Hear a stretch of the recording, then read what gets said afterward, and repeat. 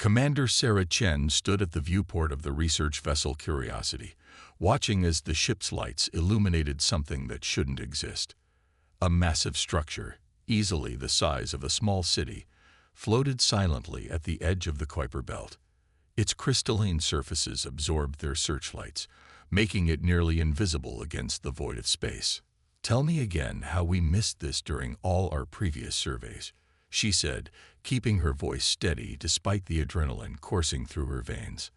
Dr. Marcus Rodriguez, the ship's lead scientist, consulted his tablet. "Because it didn't want to be found, Commander.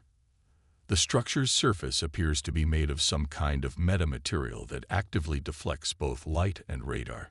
We only detected it because of that random gravitational anomaly." The Curiosity had been mapping the outer solar system's gravitational fields when their instruments detected a microscopic distortion. What should have been a routine investigation had turned into humanity's first concrete evidence of alien intelligence. "Any response to our hails?" Chen asked her communications officer. Lieutenant Patel shook her head. "Nothing, Commander. The structure appears to be dormant." "But," she hesitated, "we are detecting significant power signatures from within." Chen made her decision. "Prep the boarding team. Full containment protocols. I want us ready for anything." 4 hours later, Chen led her team through the structure's airlock. Their magnetic boots clicked against floors that hadn't felt footsteps in what their sensors suggested was at least 3 centuries. The air was breathable, though stale, suggesting the station maintained some basic systems. "This is incredible," Rodriguez whispered over the comm, his helmet lights illuminating corridor walls covered in flowing script. "These markings, they're not just decoration. They're some kind of data storage system. The entire station is basically one massive computer." As they moved deeper into the structure, Chen couldn't shake the feeling they were being watched. The station seemed to wake up around them, lights flickering to life in their wake, holographic displays activating unbidden. They found the central chamber after 2 hours of careful exploration. It was a perfect sphere, its walls covered in shifting patterns of light. In the center floated a crystalline cube, roughly the size of a car. "Commander," Rodriguez called out, his voice tight with excitement. "These displays, they're about us. About Earth. This is an observation post. They've been watching us for thousands of years." Chen approached one of the walls, watching as images of human history played out before her. Wars, achievements, discoveries, all carefully documented and analyzed. Why? Why watch us for so long without making contact? The answer came in the form of a sudden projection that filled the chamber. A 3-dimensional map of the galaxy, with Earth marked in pulsing red. Dozens of other points of light represented alien civilizations, connected by lines of communication and trade. Earth sat in a deliberately emptied region of space. "We're in a quarantine zone," Rodriguez realized, his voice barely a whisper. "They've been keeping other species away from us." "But why?" The projection shifted, showing a massive fleet of ships gathering at the edge of their solar system. The vessels bore markings similar to some of the script they'd seen throughout the station. "That's why," Chen said, her blood running cold. "They're coming for us." This wasn't just an observation post, it was advanced reconnaissance. Before anyone could respond, the crystalline cube in the center of the room began to pulse with light. Streams of data poured from it into their suits' computers, overwhelming their systems with information. "Some kind of data transfer," Rodriguez reported, fingers flying over his tablet. "Technical specifications, scientific data. This is incredible. Commander, this is centuries beyond our current technology." An alarm began to sound throughout the station, its pitch rising steadily. "We've triggered something," Patel warned. "Power signatures are spiking across the entire structure." Chen made another split-second decision. "Download everything you can. Rodriguez, get that cube. We're leaving. Now." As they rushed back through the corridors, Chen's mind raced. They had just stumbled onto humanity's greatest discovery, and possibly its greatest threat. The cube contained technology that might help them survive what was coming, but taking it would announce their presence to whoever built this place. The race back to the Curiosity was a blur of flashing lights and blaring alarms. As they cleared the airlock, Chen could have sworn she saw new symbols appearing on the station's walls. A message or a warning, she couldn't tell which. "Break orbit," she ordered as soon as they were aboard. "Get us back to Earth. Maximum speed." As the Curiosity pulled away, the ancient station began to change. Its crystalline surface flowed like liquid, reforming into a new configuration. A signal burst from it, piercing the darkness of space, carrying word of humanity's discovery to those who had placed it there. Chen watched the structure recede on their rear cameras, the stolen cube now secured in their cargo hold. They had just crashed through humanity's quarantine, armed with stolen knowledge and a warning of what was to come. The question was, would it be enough? "Plot the fastest course to Earth," she ordered, "and get me a secure channel to command. They need to know. Everything's about to change." 48 hours after the Curiosity's return, Commander Chen found herself standing before the United Nations Security Council in an emergency session. The crystalline cube, now suspended in a containment field, floated silently behind her. "The threat is real," she concluded after presenting their findings. "Based on the data we've recovered, we estimate their fleet will reach our solar system within 6 months. They call themselves the Concordat, a federation of species that believes in controlled technological advancement. They'd been containing species they deem unstable for millennia." The Chinese representative leaned forward. "And they consider us unstable?" "No," Dr. Rodriguez answered from his position beside Chen. "They consider us innovative, dangerous. The data shows they've watched humanity make technological leaps that took other species centuries to achieve. Our rapid advancement terrifies them." The chamber erupted in overlapping discussions. Chen watched as the implications sank in. Humanity's drive to innovate, our greatest strength, had painted a target on our backs. "The cube," the American representative spoke up. "You mentioned it contains advanced technology. What exactly are we dealing with?" Rodriguez activated a holographic display. "Everything. Faster than light travel. Energy shields. Quantum computing. But it's not just technical data. It's their research on us. They've documented every major human innovation, trying to understand how we think. And that's our advantage." "How so?" the Russian representative asked. Chen stepped forward. "Because they don't understand us. Their technology is advanced, but their thinking is linear. They develop technology in predictable patterns. We don't. We adapt. We repurpose. We find solutions they'd never consider." The Secretary General raised her hand for silence. "What are you proposing, Commander?" "A global initiative. We have 6 months to prepare, but we have their playbook. The cube contains their tactical databases, their technological specifications, even their cultural backgrounds. We know how they think, how they fight. And most importantly, we know how to surprise them." Across the globe, wheels began turning. In underground facilities and secret laboratories, scientists pored over the alien data.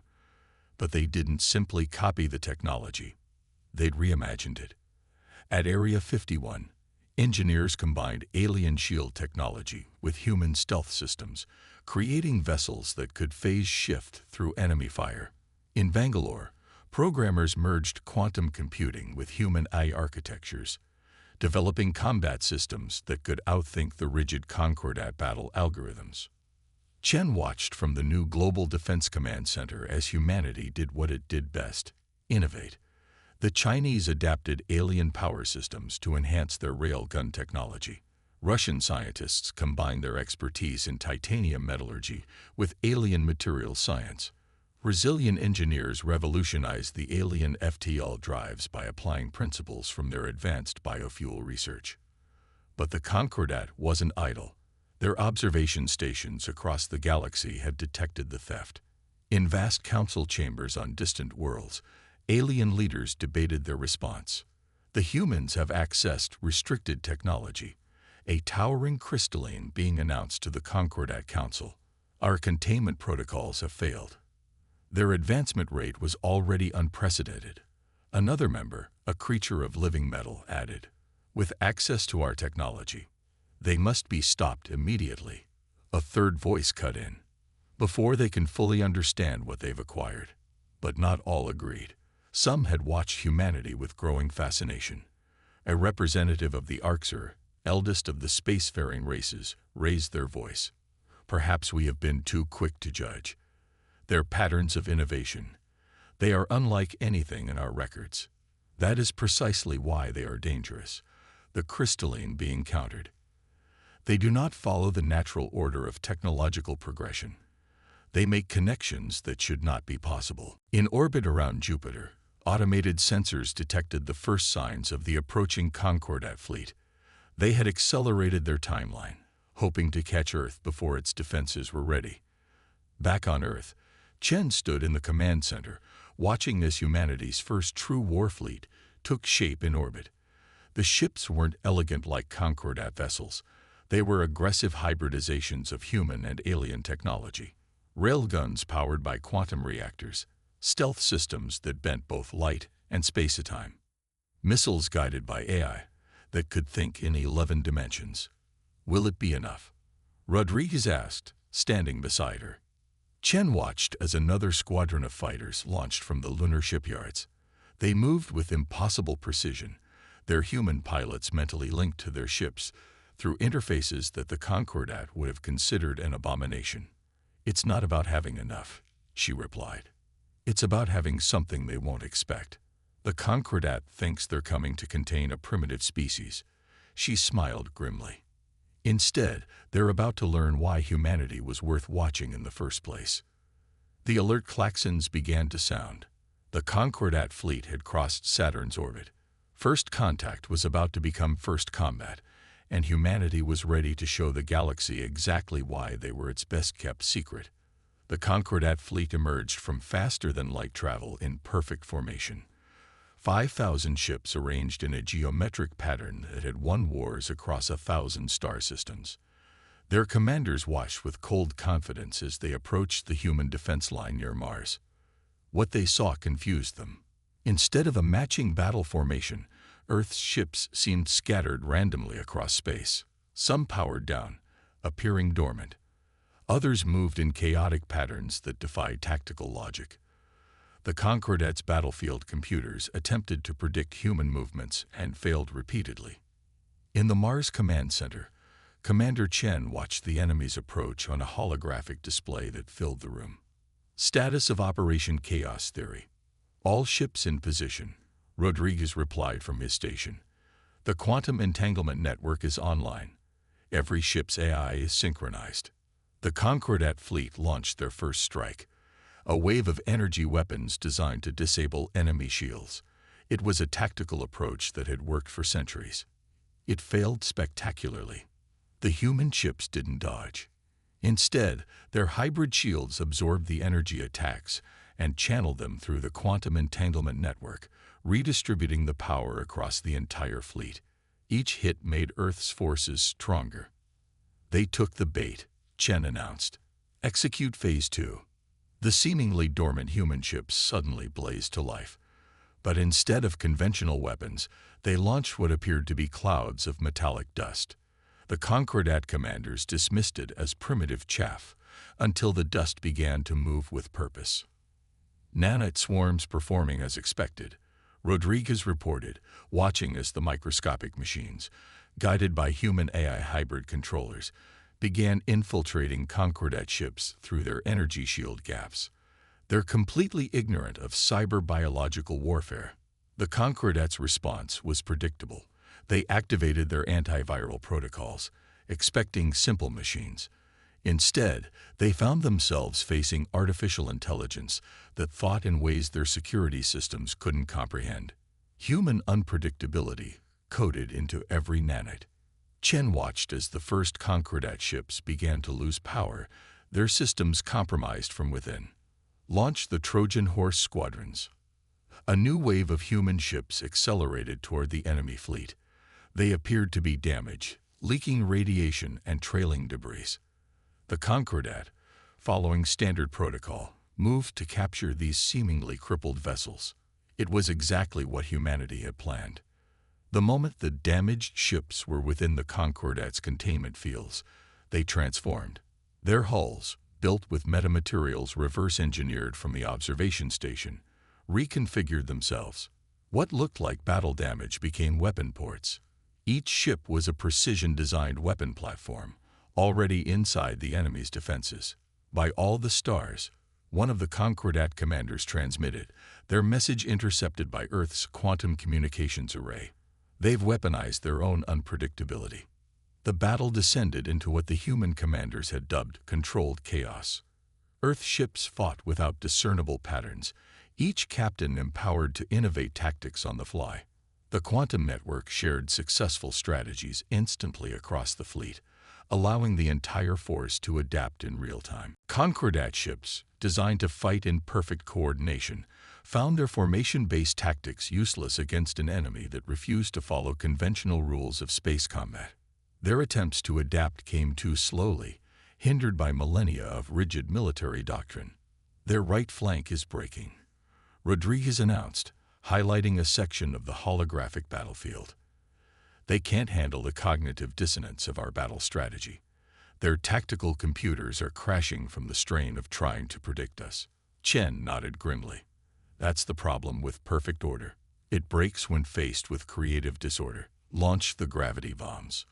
A new weapon entered the battle, devices that combined Concordat gravity manipulation technology with human theoretical physics. They didn't just create gravitational fields, they created impossible ones. Spatial geometries that the Concordat had never considered because they defied conventional logic. Ships began disappearing from the battlefield, caught in micro-singularities that shouldn't have been possible. Others found themselves trapped in temporal eddies, their crews experiencing time at different rates across their own vessels. Remarkable. A new voice cut across the command frequencies. It was the Arxer representative who had defended humanity in the Concordat Council. They haven't just learned to use our technology. They've reimagined it entirely. The battle reached its climax as the human fleet executed its final maneuver. Every ship activated its modified FTL drive simultaneously, not to travel through space, but to create a massive interlocking field of distorted space-time. The Concordat fleet found itself trapped in a web of warped physics, their highly ordered formation becoming their undoing. Send the surrender demand, Chen ordered. Let's see if they're ready to talk. As the signal went out, she studied the battlefield display. Human innovation had taken on the galaxy's most advanced military force and won, not through superior technology, but through superior creativity. They had turned the very unpredictability that the Concordat feared into their greatest weapon. The response came quickly. The remaining Concordat ships powered down their weapons, but this wasn't the end. It was merely the beginning of humanity's emergence onto the galactic stage. Dr. Rodriguez, Chen said quietly, prepare a full battle analysis. The galaxy needs to understand exactly what happened here today. And what's that, Commander? Chen smiled. They tried to contain humanity because we were unpredictable. Instead, they just proved why that unpredictability makes us uncontainable. The Arxer diplomatic vessel materialized just beyond Luna's orbit, its crystalline structure refracting sunlight in impossible patterns. Commander Chen stood on the observation deck of humanity's newly constructed space station Unity, watching as the ship that carried representatives from 12 different galactic species approached. Interesting design choice for our first diplomatic station, Rodriguez commented, gesturing at Unity's distinctive structure. Unlike the elegant spiral of typical galactic architecture, Unity looked like a marriage between a terrestrial skyscraper and an abstract sculpture, with sections that seemed to defy physics. That's the point, Chen replied. We're not here to imitate. We're here to innovate. The station itself was a statement, built using a combination of human architectural principles and alien technology. It showcased humanity's ability to blend different approaches into something entirely new. Its quantum shields were powered by modified solar collection systems, a solution so obvious to humans, yet revolutionary to the galactic community. The Arxer delegation arrived in Unity's main conference chamber, led by the same representative who had spoken in humanity's defense. Up close, the being looked like a shifting mass of iridescent crystals arranged in a vaguely humanoid form. "Commander Chen," the Arxer's translated voice resonated through the chamber. "Your victory over the Concordat fleet has sparked quite the debate in the galactic community." "I hope it's sparked more than debate," Chen responded. "We're here to propose a new way forward." The chamber's holographic systems activated, displaying a real-time map of known space. The quarantine zone around Earth glowed red, but now it was surrounded by a network of human ships and stations, each incorporating technology that had the galaxy's finest engineers questioning their basic assumptions. Rodriguez stepped forward, activating a secondary display.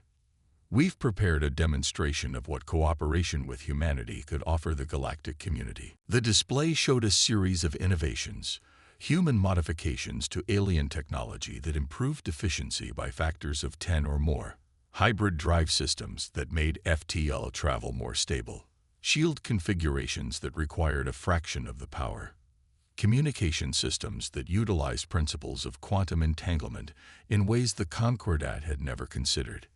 "Impossible," one of the other delegates muttered. "These improvements violate standard technological progression patterns."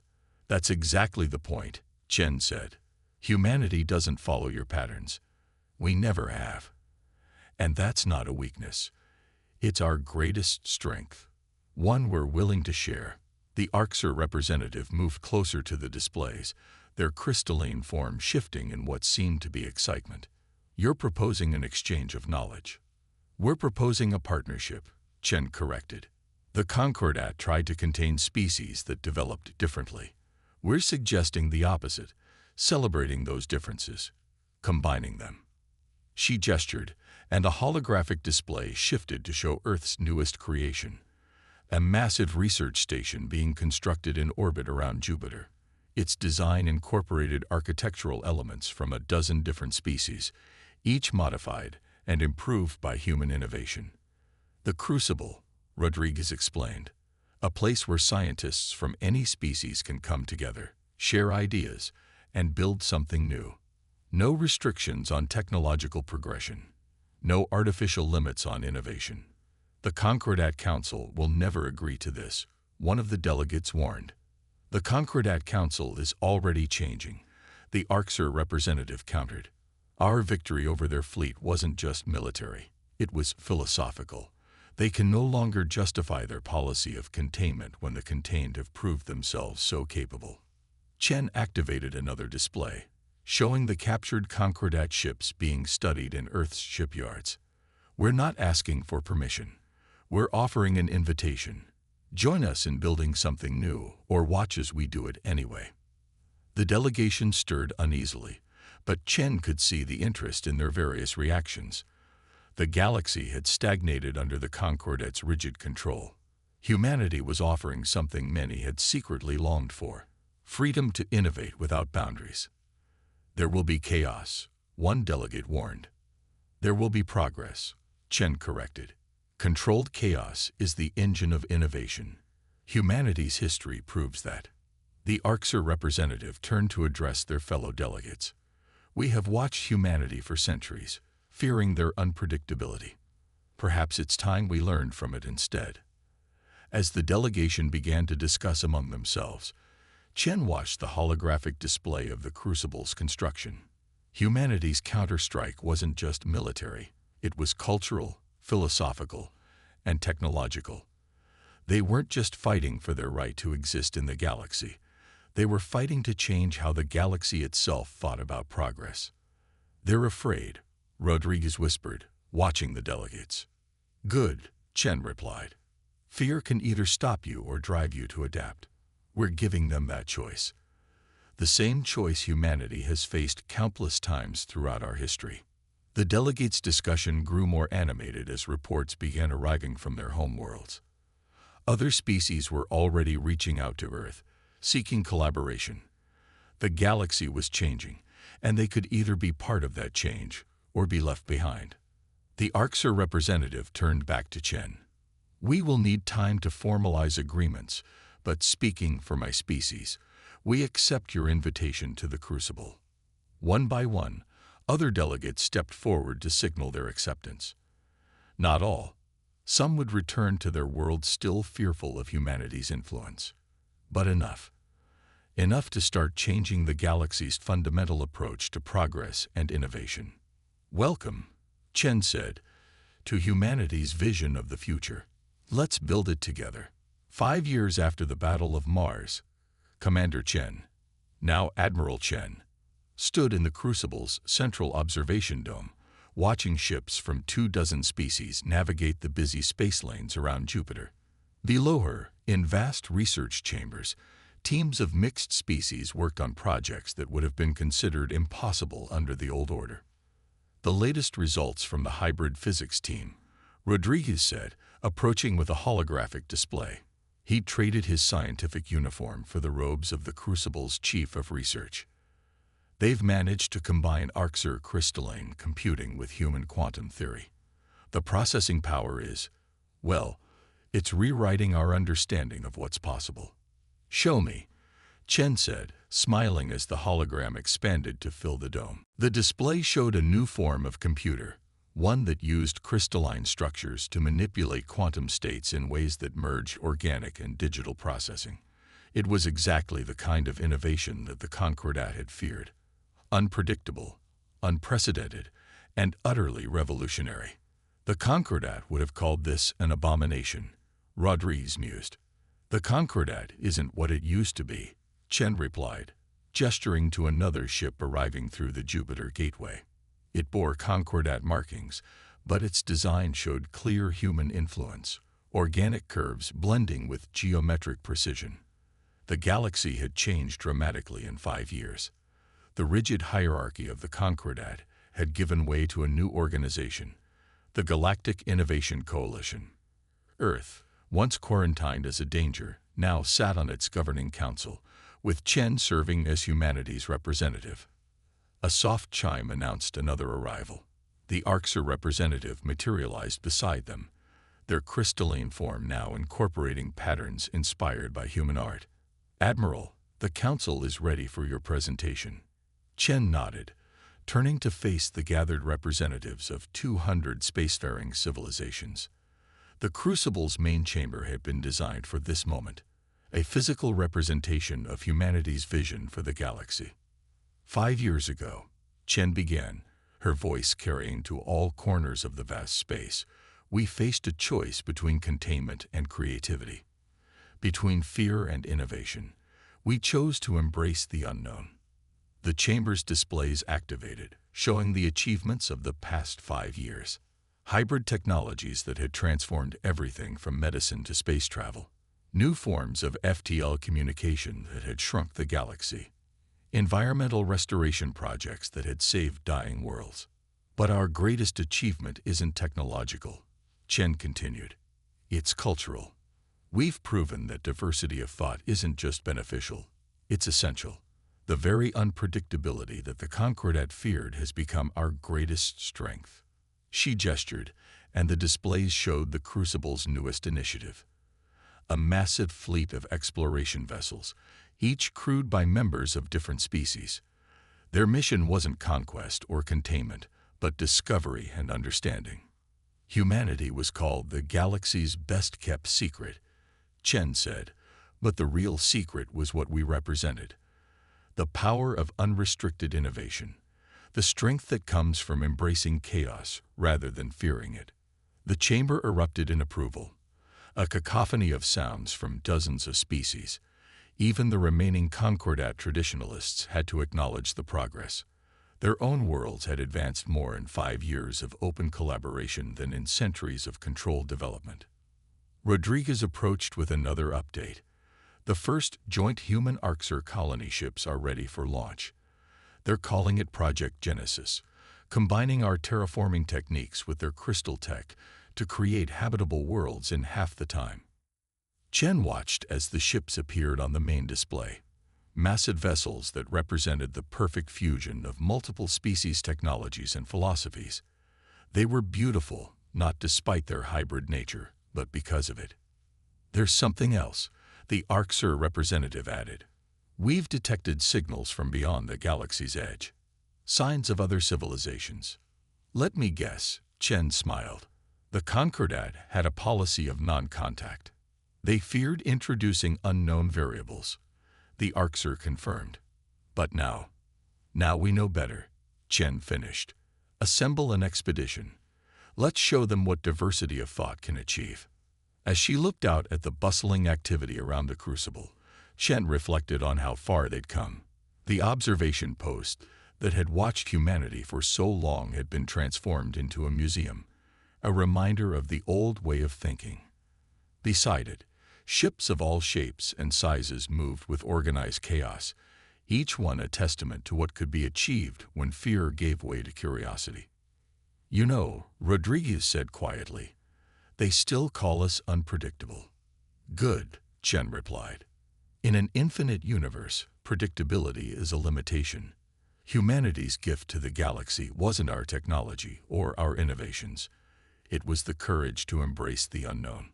Above them, the first of the new exploration fleet began its journey into uncharted space. The ships carried the flags of a dozen worlds, but they all bore the same motto, written in every known language: innovation through diversity, progress through change. The galaxy's best-kept secret was out, and the universe would never be the same.